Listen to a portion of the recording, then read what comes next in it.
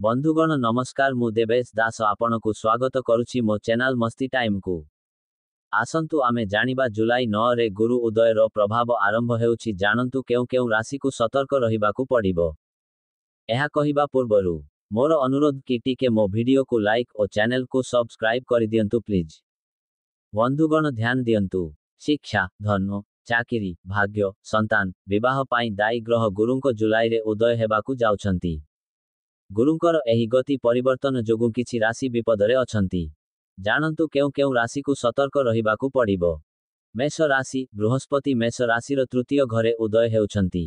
साधारणतः तृतीय घरे बृहस्पति स्थानित हेबा भाग्य पाई शुभ बोली विवेचना करा जाय नाही। एपरि परिस्थितिरे बृहस्पतिंको उदयरु बहुत सकारात्मक फलाफल आशा करंतु नाही।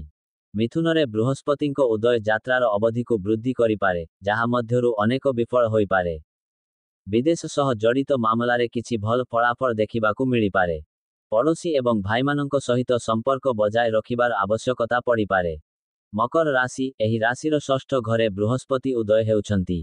एपरि परिस्थितिरे बृहस्पति आपणंको कामरे समस्या सृष्टि करि पारंती।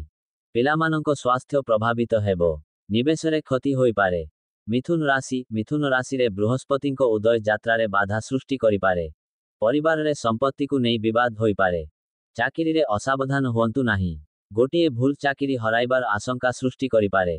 बिछा राशि पाई कामरे बाधा आसी पारे, जहा किछि काम को दीर्घ समय पाई बंद करि पारे। छात्र माने पाठ पढ़ारे बाधा प्राप्त हेबे। कैरियर प्रतिकूल प्रभावित होई पारे।